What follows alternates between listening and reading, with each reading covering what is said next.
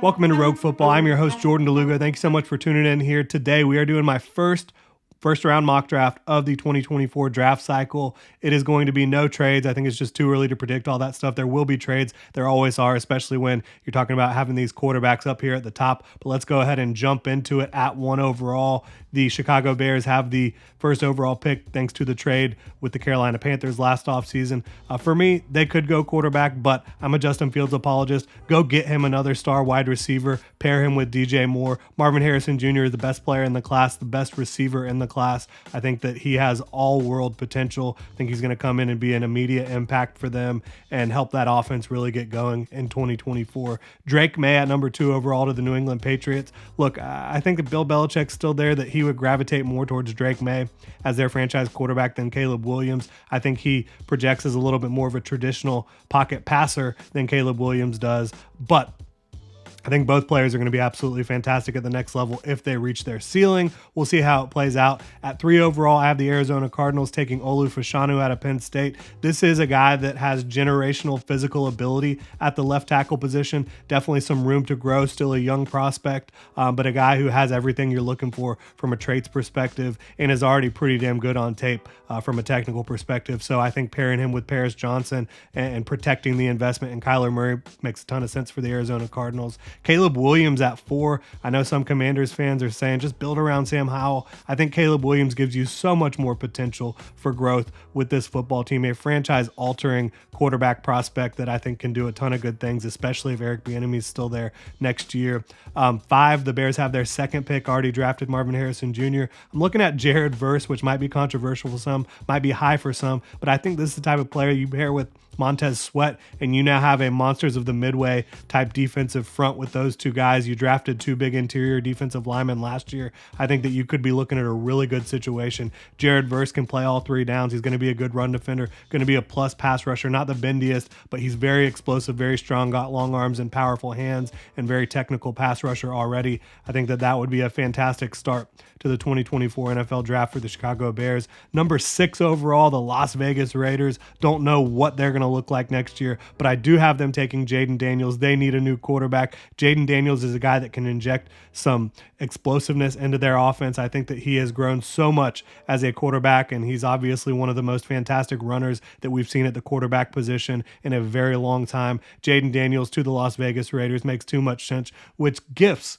the New York Jets Joe Alt, a guy who can come in and play tackle for them immediately. I think that they have struggled so much protecting their quarterbacks and having quality offensive line play, whether it's from injuries or poor play. Joe Alt makes a ton of sense for the New York Jets there. 8 overall, the New York Giants, they desperately need a big-time receiver. They've got a lot of small guys, a lot of guys that profile more as slot receivers. Rome Odunze is still on the board here. He is a burner. He's got plenty of speed, but he's 6'3", 217, a guy that has great strength and speed, a guy that can separate, a guy that can go up and get the football at a high level. I think that he makes a ton of sense for the New York Giants. At number 9 overall, assuming Mike Vrabel is still there, I think that Brock Bowers is the exact type of tight end that he would love to see, a guy that gives it all as a blocker, but is also an absolute freak, moves like a wide receiver at the tight end position. He's the best tight end I have scouted, including Kyle Pitts. I think Brock Bowers would be a fantastic fit for the Tennessee Titans. At 10 overall, the Los Angeles Chargers, they could go a lot of different ways, right? But I have them taking Malik Neighbors, a guy who can really take the top off the defense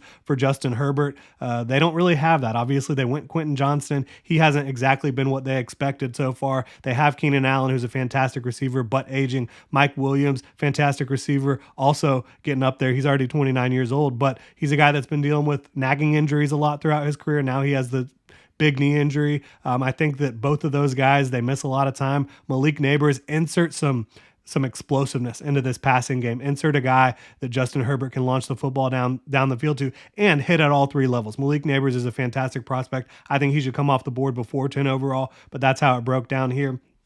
At 11, I think the Atlanta Falcons can still use some youth in their pass rush department. Leatu Latu out of UCLA a technical wizard. He's very bendy. He's very big overall at defensive end for them as well. You know, they like the big boys in Atlanta with the kind of New Orleans Saints blueprint that they have on defense right now. So I think Leatu Latu makes a ton of sense. Technically refined, super productive pass rusher, a guy that will definitely help them get to the quarterback. At number 12, you have the New Orleans Saints. I have them taking J.C. Latham out of Alabama, a really big mauling run defender. I think they need some help at tackle moving forward. I think J.C. Latham can provide that help. At 13 overall, the Seattle Seahawks, I think that they need a pass rusher on the interior that can really get the job done at a high level. Insert Johnny Newton out of Illinois. This is a guy that, for his size, he's not one of the bigger defensive linemen you'll ever see. He's on the smaller side, but he's got incredible strength. He can definitely play stout run defense, and a guy that has incredible pass rush prowess from the interior. I'm not saying he's going to be Aaron Donald, but he's going to be the second best thing to Aaron Donald in that NFC West. He's going to give you a guy of your own that can really be a game wrecker from the interior and a line across the entire defensive front for you. So I think Johnny Newton from Illinois makes a ton of sense for them. And again, another NFC West team up next year, the Los Angeles Rams. Kool-Aid McKinstry, I have them taking him out of Alabama, the cornerback. I think McKinstry obviously fits a need for them. They need help at corner, but I think that he's the type of guy that can really thrive in this defense, thrive with the coaching that they have over there in Los Angeles, and be his best self in that system. So I think up next we have the Denver Broncos, 15 overall. I think that Sean Payton would love to go get a hand-picked wide receiver of his own. I think Keon Coleman makes a lot of sense for their offense, a guy that you could see in that Michael Thomas kind of role that can win underneath because he's big, he's twitchy, he's got tremendous hands, but he's also got some tremendous athleticism to pair with all that stuff. He's not going to be the fastest receiver on the planet, but you don't really need that in Sean Payton's offense. I think that he would be tremendous for the Denver Broncos. At 16, the Arizona Cardinals' second pick of the first round, got them taking Cooper DeJean. This is a guy who presents a ton of value at this point in the draft, and they need help in their secondary. DeJean can play outside corner, he can play nickel, he can play safety for you. I think Jonathan Gannon can find a lot of different ways to deploy Cooper DeJean and really enjoy him. You know, from year one, he's ready to go out there and ball. The Buffalo Bills, they've struggled to get corners opposite of Tre'Davious White. I think Nate Wiggins makes a ton of sense in terms of a guy who can really lock it down in coverage. He needs to grow as a run defender. I think he has the want to, but he's still slight in frame. But I think this is a guy that can absolutely help them slow down some of the more prolific offenses in the AFC and across the league. At 18, I have the Cincinnati Bengals taking Emeka Egbuka. A lot of people lock him in as a slot only. I don't think he is a slot only. I do think he will play a lot from the slot, but I think he can win from the outside as well. I think this is a guy who presents a ton of value at 18 overall. A lot of folks have kind of forgotten about him because he hasn't played as much this year, has been overshadowed by some of the other guys at Ohio State, Marvin Harrison Jr., and some of the other receivers, you know, across the college football landscape. But he is absolutely an incredibly talented receiver who runs incredible routes, technician, great hands. I think Emeka Egbuka would be great for them. You know, if they're potentially losing a T. Higgins, potentially losing a Tyler Boyd, Egbuka comes in and complements Jamar Chase really well. At 19, I have the Green Bay Packers taking Amarius Mims out of the University of Georgia. This is a guy that makes a ton of sense for the Packers. I think that they could be going through some transitions along the offensive line in the coming years. Amarius Mims is super talented, super athletic, got great length, got great strength. I think he, despite not having a ton of film, the film that he does have on tape is really good, and I think that he would fit kind of the Green Bay Packers MO. At 20 overall, I have the Tampa Bay Buccaneers taking Dallas Turner out of Alabama. I think this is a guy that has all the potential in the world. They want to continue to grow what they have in terms of their edge players. They have a really good interior pairing, but they're getting a little older at edge. I think Dallas Turner makes a ton of sense. At 21, the Indianapolis Colts, they're going to be taking a player that tests out of their mind. And I think Terrion Arnold is a corner that could test really well out of Alabama.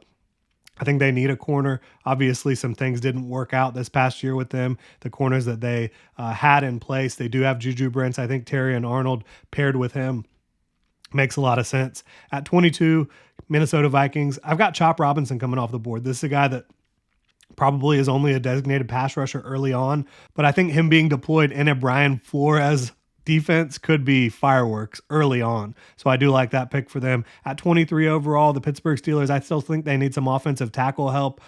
Broderick Jones, who they drafted last year, he played left tackle at Georgia, has been playing right tackle. I think you kick him over to left tackle and you bring in Talise Fuaga to play right tackle for you, who has that Pittsburgh mindset, that lunch pail mindset, super physical, super tough at right tackle. I think that would make a ton of sense for them. At 24 overall, I think that the Houston Texans could still use some help opposite Will Anderson. I think JT Tuimoloau, who's a really young prospect who has tremendous length and strength and explosiveness, would pair really well with Will Anderson on that defensive line. 25 overall, the Kansas City Chiefs, they got to go wide receiver, right? They desperately need some help for Patrick Mahomes. I think Brian Thomas Jr. is the guy to provide that help. I've talked about him a lot here on the channel. I love what he brings to the table in terms of size, speed, athleticism. He's a contested catch point wizard, a red zone wizard, a guy that can run routes at a fairly high level for his size, and a guy that I think can be a 3-level threat and take the top off the defense. So it makes a ton of sense for the Chiefs, a guy with strong hands as well. At 26, I would have mocked the Jaguars' Brian Thomas Jr. if he was available. I think that they need help at wide receiver. Calvin Ridley's an upcoming free agent. Obviously, you have Christian Kirk, but he's going to be primarily a slot receiver. Zay Jones is really more of a 4 than a starter. So I think that they could absolutely use help at receiver. They go get A.D. Mitchell, Adonai Mitchell from Texas by way of Georgia. I think that I've had Brian Thomas Jr. and A.D. Mitchell as outside receivers kind of stacked with each other for quite some time. I think that they both present the size, the speed, the vertical element to the game. I think A.D. Mitchell can run routes at a high level. I think he will continue to grow in that regard. The good thing here for the Jaguars is they value receivers that can block with the screens they like to do, the outside zone running. I think Adonai Mitchell makes a lot of sense for them. At 27, Detroit Lions, I have them taking Braylon Trice to pair with Aiden Hutchinson. Trice is a physical technician. I think he's the type of guy that the Detroit Lions coaching staff and their entire organization would really fall in love with. At 28 overall, I have Graham Barton going to the Philadelphia Eagles. He's been playing offensive tackle for Duke, did play center a little bit his freshman year. I think he comes in and is able to play either center or guard for you in the future when Jason Kelce leaves. You've got Cam Jurgens, who's going to play one of those spots as well. You pair Graham Barton in there, who is a bowling ball of butcher knives in the run game. I think that they would love being able to add him at 28 overall. At 29, I love this pairing. Xavier Legette to the Miami Dolphins. Mike McDaniel, he goes and gets his Deebo Samuel. They happen to come from the same school, South Carolina. But Xavier Legette, he is physical. He has the fastest timed speed of any ball carrier, collegiate or professional this year. This is a guy who is an absolute freak that I think McDaniel would have an amazing time coming up with new ways to feed him the football, pairing him with Tua Tagovailoa, with Tyreek Hill and Jalen Waddle. I think that this offense could absolutely explode even more than they already have with Xavier Legette in the mix. At 30, I have Kingsley Suamataia out of BYU going to the Dallas Cowboys. This is the type of pick that I think makes a ton of sense because the Cowboys are always looking to replenish their offensive line, and I think that they've got some aging guys. They've got some guys that they might want to replace in the near future. This guy might be the most athletic offensive tackle in the entire NFL draft. He is a real freak show with his 40-yard dash, with his explosive ability. I think that he would be in a tremendous position with the Dallas Cowboys.